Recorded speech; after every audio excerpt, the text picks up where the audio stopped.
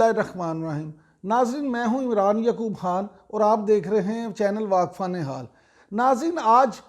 जिस मौजू पे मैं आपके साथ बात करने के लिए जा रहा हूं, ये मौजू हमारे लिए बहुत अहम है। अहम सिर्फ इसलिए ही नहीं कि इस मौजू के साथ हमारे मुल्क की सलामती जुड़ी है, बल्कि इसलिए भी कि बतौर मुसलमान के इसके साथ हमारा पूरा मुसलमान उम्मा का बहुत सारा मुफाद नथी है। तो नाज़रीन, अगर आपको हमारी ये वीडियो पसंद आए तो इसको लाइक करें, इसको शेयर करें और हमारे चैनल वाक़फ़ान हाल को सब्सक्राइब करें।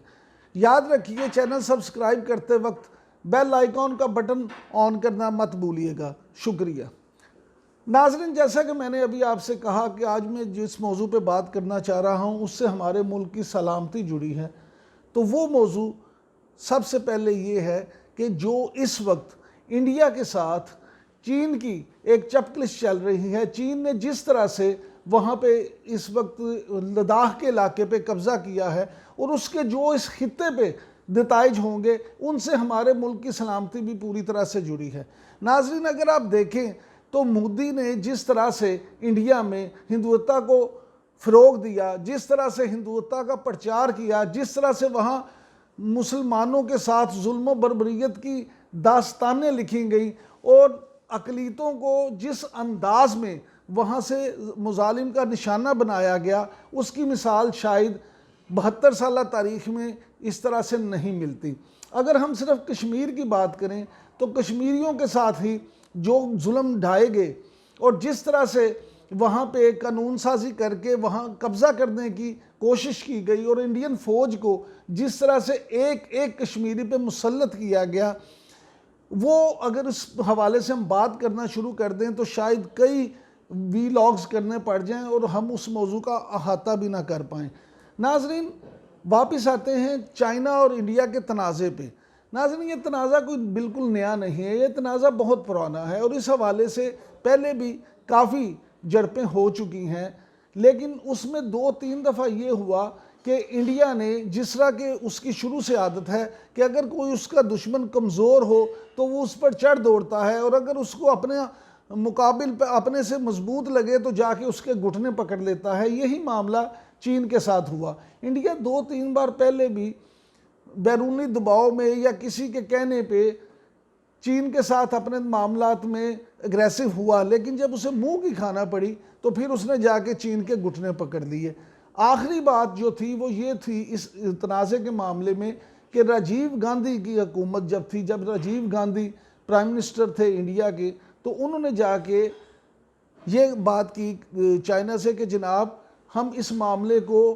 बैठ के सेटल कर लेते हैं और इसको हम मुज़ाकरात के ज़रिए से अच्छे अंदाज में हल कर लेते हैं ताकि दोनों मुल्क इस इशू पे कम से कम किसी जंग का शिकार ना हो।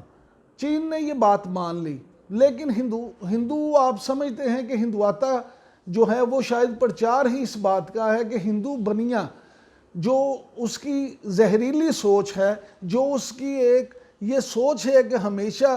बगल में छुरी और मुंह में राम राम करके वो अपने हमसायों के साथ, अपने साथ बसने वाले ममालिक के साथ, बल्कि अपने सोसाइटी में, अपने मुल्क में, अपने मुआशरे में बसने वाली अक़लीतों के साथ जिस तरह से सलूक रवा रखता है, उसी तरह इंडिया ने अमेरिका और इसराइल के हमा पर यह कोशिश की कि किसी तौर वो चाइना को भी धोखा दे ले और वहाँ पे उन मुतनाज़ इलाकों में अपनी सड़कों और पुलों का जाल बिछाने शुरू कर दिए। जब ये बात चीन के इल्म में आई तो चीन ने पहले तो इस पे इंडिया को बाज रखने की कोशिश की, लेकिन जब इंडिया बाज नहीं आया तो पीपल्स लिबरेशन आर्मी के 5000 से ज़ायद जवानों ने इंडिया के अंदर घुसकर, और बाज़ इतलात तक 7 किलोमीटर तक अंदर वो घुसा है और वहाँ पे घुस के उन्होंने ना सिर्फ ये कि इंडियन फ़ौजियों की दौड़ें लिखवा दी, बल्कि 75 के करीब इंडियन फ़ौजियों को असले समेत अपनी कैद में ले लिया और एक इंडियन अखबार के मुताबिक ही 72 से ज़ायद फ़ौजियों को ज़ख्मी हालत में उन्होंने, जब वहाँ इंडिया में वो वापस गए तो इस वक्त वो मुख्तलिफ़ हस्पतालों में ज़ेर इलाज हैं। इंडियन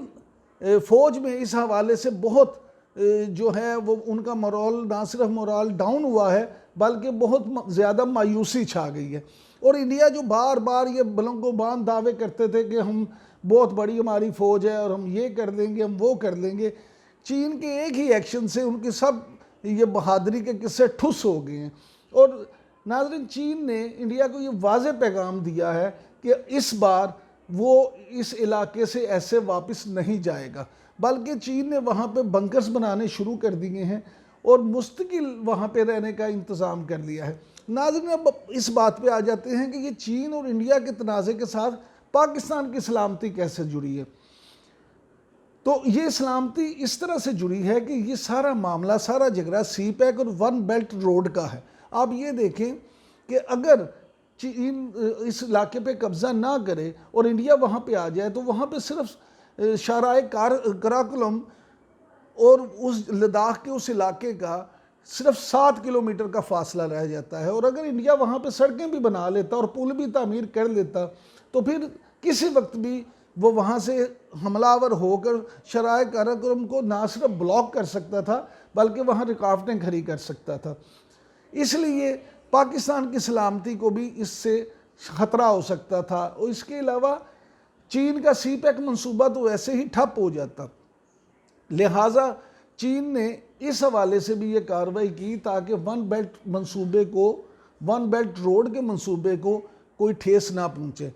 इसके साथ नाजरीन, नेपाल के मफादात भी जुड़े हैं। चीन ने ना सिर्फ नेपाल को भी ये समझाया और कहा कि ये वन बेल्ट रोड में हम आपको शामिल कर रहे हैं, आपने किसी तरह से भी इंडिया के दबाव में नहीं आना, बल्कि अभी हाल ही में नेपाल की तरफ से जो नक्शा जारी किया गया है उसमें जो मुतनाज़ इलाके थे इंडिया और नेपाल के, नेपाल ने सरकारी तौर पर उन इलाकों को भी अपने मुल्क का हिस्सा डिक्लेयर किया है और उस नक्शे में वो शो किया है कि वो नेपाल के ही इलाके हैं।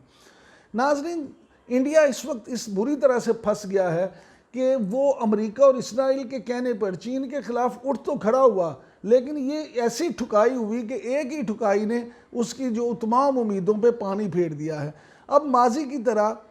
अब अमेरिका भी, जैसे कि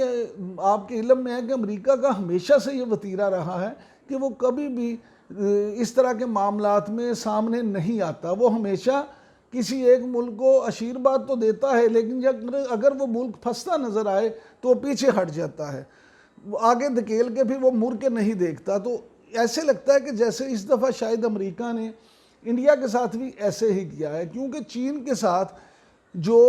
इस वक्त अमेरिका के मामलात हैं, अमेरिका बराह रास्त चीन के साथ जंग का ख़तरा मोल नहीं रह सकता। चीन की तरफ से अमेरिका को भी ना सिर्फ ये कि धमकी दी गई है, बल्कि उन्होंने वाज़े तौर पे ये चीन ने पैगाम भेजा है अमेरिका को कि अगर अमेरिका अपनी इन हरकतों से बाज ना आया तो फिर चीन किसी भी तरह के एक्शन से दरेग नहीं करेगा। नाज़रीन, यहाँ एक और बात जो सबसे अहम है और गौरतलब भी है, वो ये है कि चीन और इंडिया ये भी, इनकी आपस में इस तरह की तिजारत है कि शायद वो दोनों ममालिक भी ये अफोर्ड नहीं कर सकते कि इस वक्त उनके दरमियान कोई बड़ी जंग हो। लिहाजा इंडिया अब इसी बात पे इत्तफाक करेगा कि किसी तरह से मामला जो है वो टल जाए। अभी इंडिया ने 7 जून को फ़ौजियों का एक इजलास भी तलब किया है, क्योंकि अब अमरीकी इमा के बावजूद इंडिया ने काम तो कर लिया, लेकिन अब मोदी सरकार के पास कोई ऐसा जवाब नहीं है जो अपने फ़ौजियों को बुला के बिठा के समझा सकें कि उन्होंने ऐसा क्यों किया। लिहाजा अब 7 जून को फ़ौजियों का एक इजलास तलब किया गया है, जिसमें इस पे ना सिर्फ गौर होगा बल्कि नई स्ट्रेटजी भी बनाई जाएगी। और जो इंडियन फ़ौज के ज़राए से ख़बरें आ रही हैं इंडियन मीडिया में, उनके मुताबिक इंडियन फ़ौजी इस वक्त शदीद डिप्रेशन का शिकार हैं और रोज़ाना की बुनियाद पर इंडिया के फ़ौजी ना सिर्फ ख़ुदकुशियाँ कर रहे हैं बल्कि अपने अफसरों के ख़िलाफ़, जी हाँ, इंडियन फ़ौजी अपने ही फ़ौज के आला अफसरों के ख़िलाफ़ रोज़ाना कोई ना कोई शिकायत करते हैं, कोई ना कोई तहरीरी दरख्वास्त देते हैं। और सबसे बढ़कर ये कि अब रोज़ाना की बुनियाद पर ऐसी वीडियोज़ भी लीक हो रही हैं जिसमें इंडियन फ़ौजी अपने ही फ़ौजी अफसरों के ख़िलाफ़, उनके रवैये के ख़िलाफ़, उनकी बुरी आदत के ख़िलाफ़ हमेशा अवाम के सामने अपने मसाइल लाने के लिए वीडियोस जारी कर रहे हैं। तो नाजरीन, जिस फ़ौज का ये हाल हो कि उसके अपने फ़ौजी अपने आला अफसरों से खुश ना हों बल्कि शदीद नाखुश हों और उनमें शदीद गम और गुस्सा पाया जाए, वो किसी दूसरे मुल्क की फ़ौज से क्या लड़ाई करेगी, क्या जंग करेगी। नाजरीन, बात यहीं ख़त्म नहीं होती। मोदी सरकार के लिए मज़ीद भी कई खराबियाँ पैदा होने वाली हैं। और खालिस्तान की तहरीक का अगर हम जिक्र करें तो गोल्डन टेम्पर पे जो अटैक किया गया था, उसके भी अब इतने साल गुजर जाने के बाद सिख बरादरी में भी अब उस हवाले से दोबारा से एक